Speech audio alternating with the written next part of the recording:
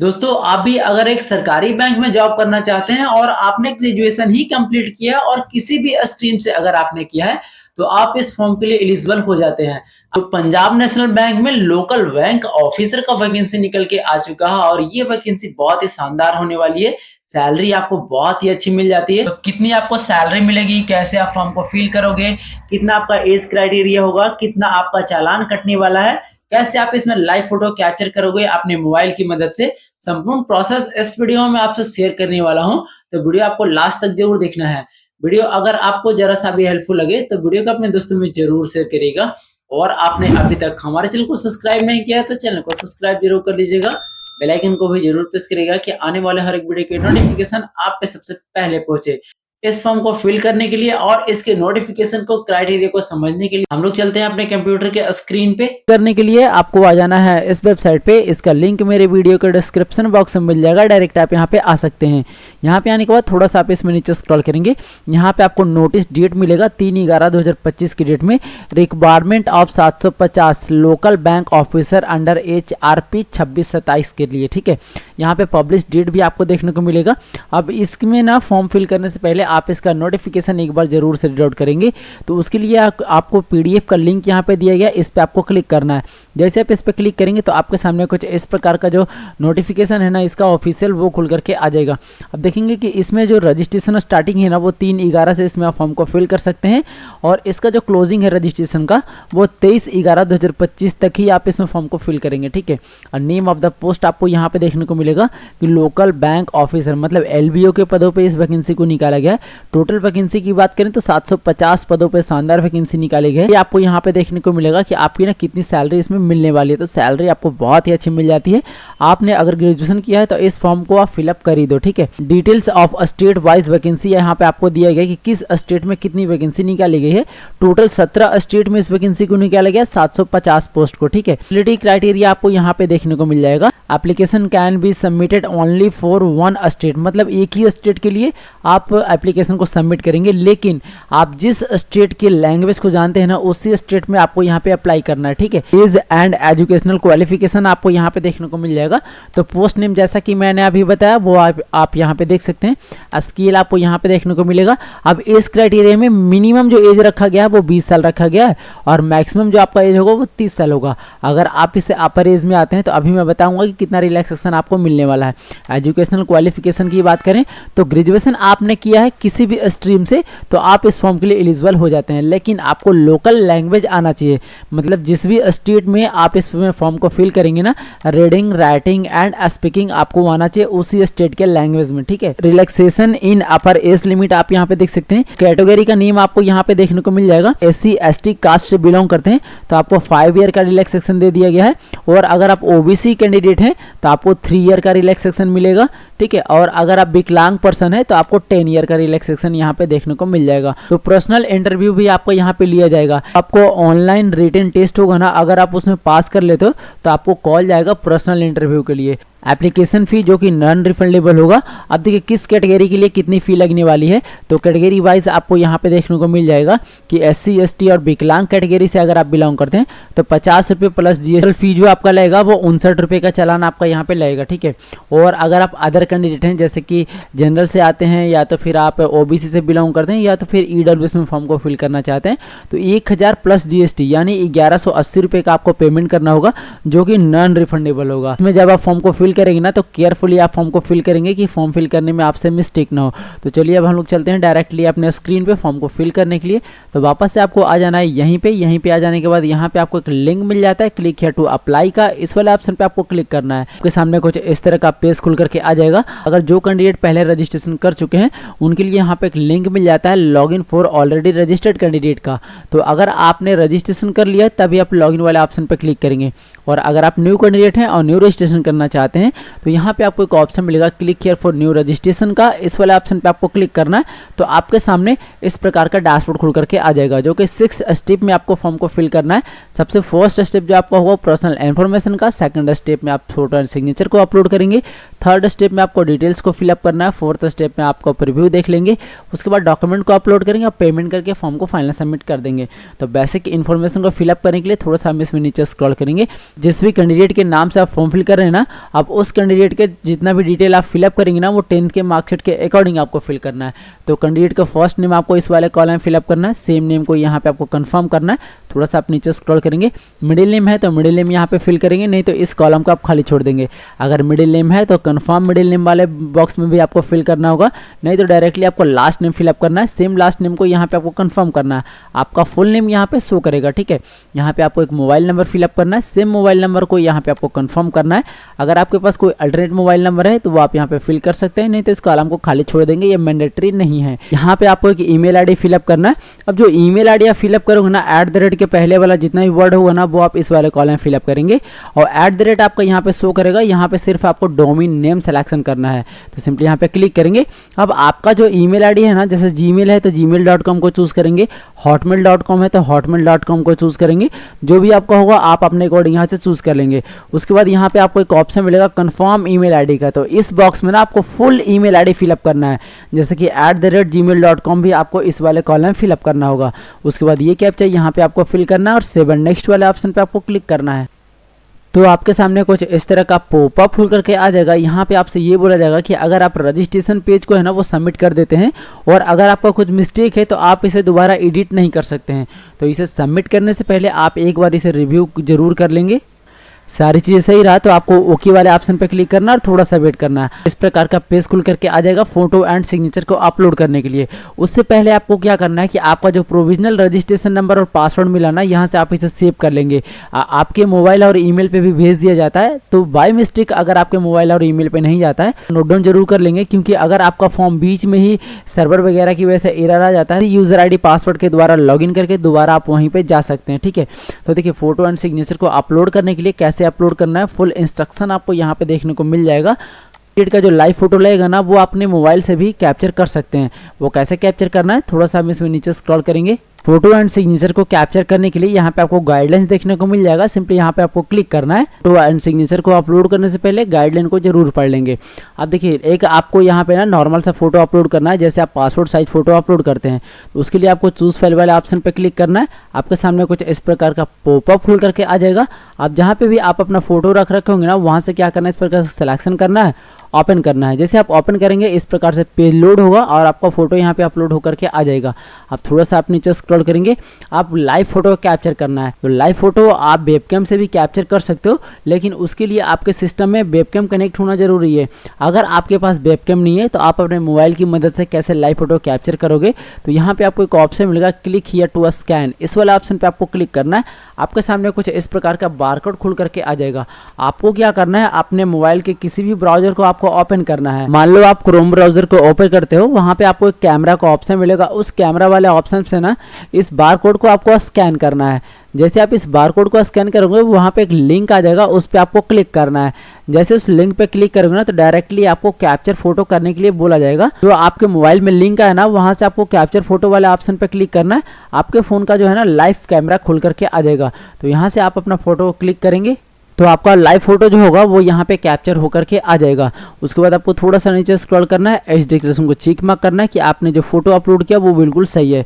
उसके बाद थोड़ा सा आपको नीचे स्क्रॉल करना है, यहाँ पे आपको एक सिग्नेचर अपलोड करना है। तो जैसे कि मैंने अभी आपको बताया कि सिग्नेचर को अपलोड करने से पहले आप इसके गाइडलाइंस को जरूर देख लेंगे। अपलोड करने के लिए चूज फाइल वाले ऑप्शन पे आपको क्लिक करना है। आपका एक सामने कुछ इस प्रकार का पॉपअप आ जाएगा। अपने सिग्नेचर के नेम को सर्च करेंगे, सिलेक्शन करेंगे, ओपन करेंगे। थोड़ा सा आपको वेट करना है, पेज कुछ इस प्रकार से लोड होगा और आपका सिग्नेचर यहाँ पे अपलोड हो जाएगा। उसके बाद एच डिक्लेरेशन को चेक मार्क करेंगे, तो आपको नेक्स्ट वाला ऑप्शन पे क्लिक करना है। तो आपके सामने डिटेल्स फिलअप करने का ऑप्शन आ जाएगा। डिटेल्स में आप बेसिक डिटेल्स सबसे पहले फिलअप करेंगे, उसके बाद क्वालिफिकेशन, एक्सपीरियंस और लैंग्वेज को फिलअप करना है। तो बेसिक डिटेल में सबसे पहले आप थोड़ा सा नीचे स्क्रॉल करेंगे, state you want to apply for, मतलब किस स्टेट में आप इस जॉब के लिए अप्लाई करना चाहते हैं, सिंपली यहाँ पे क्लिक करेंगे और आप जिस भी स्टेट में अप्लाई करना चाहते हैं ना, उस स्टेट को आपको क्या करना है, यहाँ से चूज कर लेना है। चूज करने के बाद यहाँ पे आपसे लोकल लैंग्वेज पूछा जाएगा, सिंपली यहाँ पे क्लिक करेंगे। अब लोकल लैंग्वेज जो भी होगा वहाँ का यहाँ पे आपको चूज कर लेना है, ठीक है। उसको थोड़ा सा आपको नीचे स्क्रॉल करना है। Are you proficiency in reading, writing and understanding local language of the applying state, इसका जो कहने का मतलब है ना कि जिस स्टेट में आप इस फॉर्म को अप्लाई कर रहे हैं उस स्टेट को लोकल लैंग्वेज को आपको आता है तो आपको क्या करना है, यस को चूज करना है, ठीक है।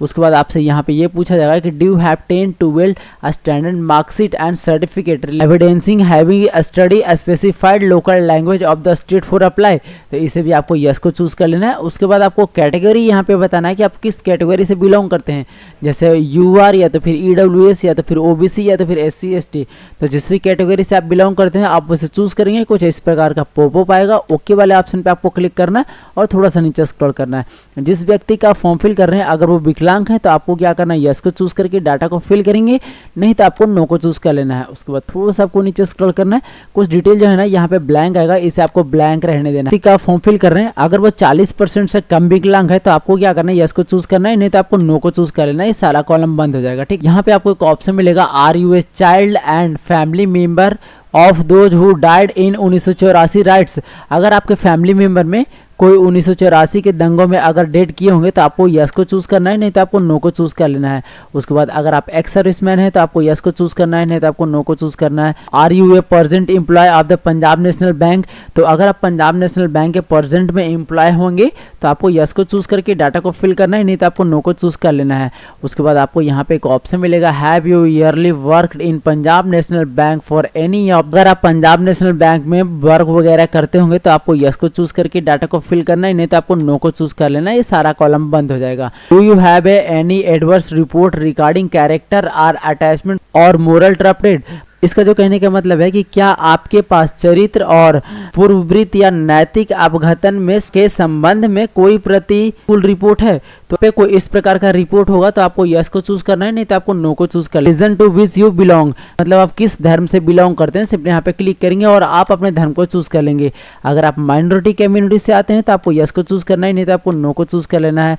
इंडियन, यहाँ पे आपको नेशनैलिटी पूछा जाएगा, सिंपली यहाँ पे क्लिक करेंगे और इंडिया को चूज कर लेंगे। थोड़ा सा आप नीचे स्क्रॉल करेंगे, inter for any ID card, यहाँ पे आपको आईडी का डिटेल फिलअप करना है कि आपके पास आईडी कार्ड क्या है। सिंपली यहाँ पे क्लिक करेंगे, पैन कार्ड है या आधार कार्ड है आप अपने अकॉर्डिंग चूज करेंगे और यहाँ पे उसका आईडी का नंबर फिलअप करेंगे। सेकंड, अगर आपके पास पैन कार्ड या वोटर कार्ड या आधार कार्ड है तो आप सेकंड वाले को भी चूज कर सकते हैं। फिर आपसे ये पूछा जाएगा क्या आप अपने आधार कार्ड को एग्जामिनेशन हॉल में यूज कर सकते हैं।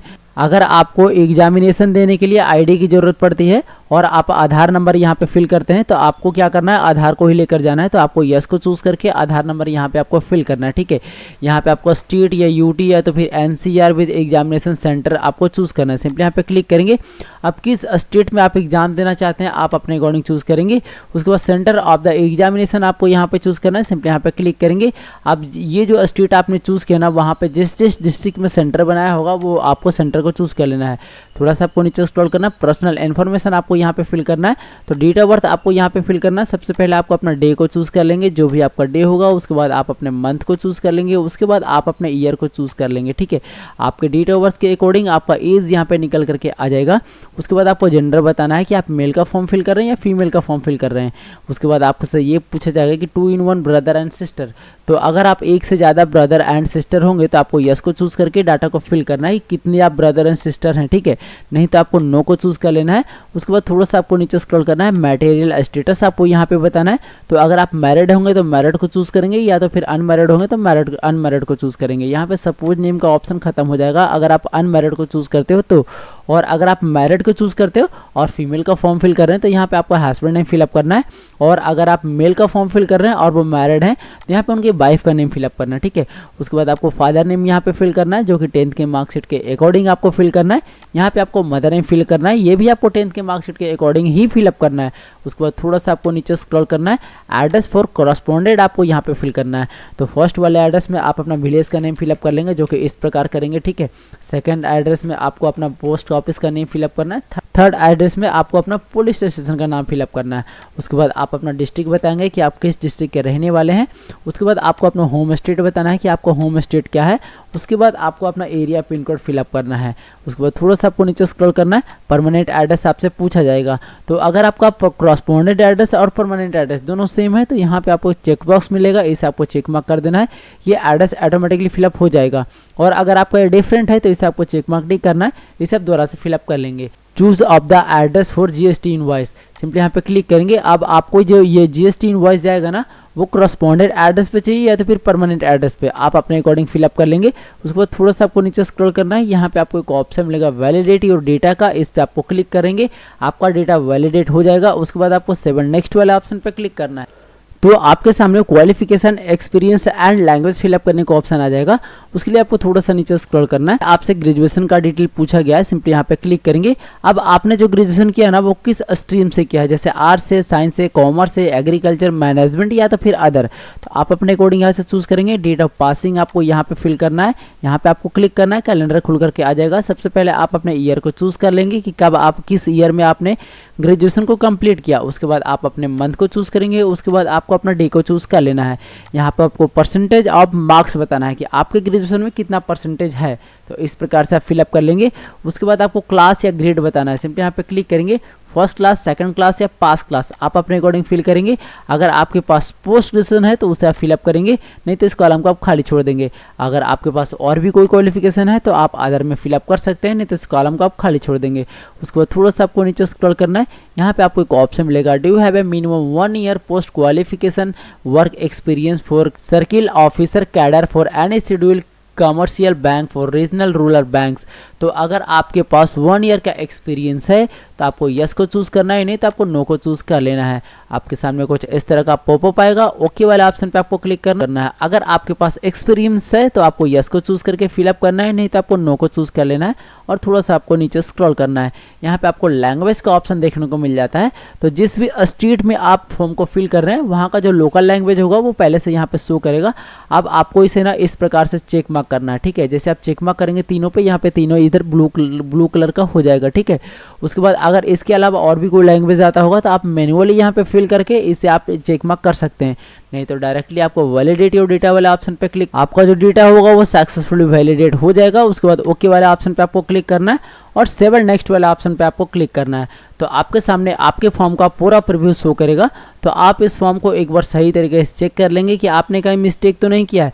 अगर आपका मिस्टेक रहा तो वापस आप नीचे की ओर आएंगे, यहाँ पे आपको एक बैक का ऑप्शन मिलेगा, इस पे आपको क्लिक करके आप अपने फॉर्म को एडिट कर लेंगे। और अगर आपका सारी चीज़ सही रहा तो आई एग्री वाले ऑप्शन पे आपको क्लिक करना है, कंप्लीट रजिस्ट्रेशन वाले ऑप्शन को आपको चूज करना है। कुछ इस प्रकार का पॉपअप आ जाएगा, सिंपली ओके वाले ऑप्शन पे आपको क्लिक करना है। 2 बार आप ओके वाले ऑप्शन पे क्लिक करेंगे। अब आपके सामने डॉक्यूमेंट अपलोड करना है, तो डॉक्यूमेंट में आपको क्या क्या अपलोड करना है, सबसे पहले हम जो वो जान लेते हैं कि इस डॉक्यूमेंट का साइज क्या होना चाहिए, ठीक है।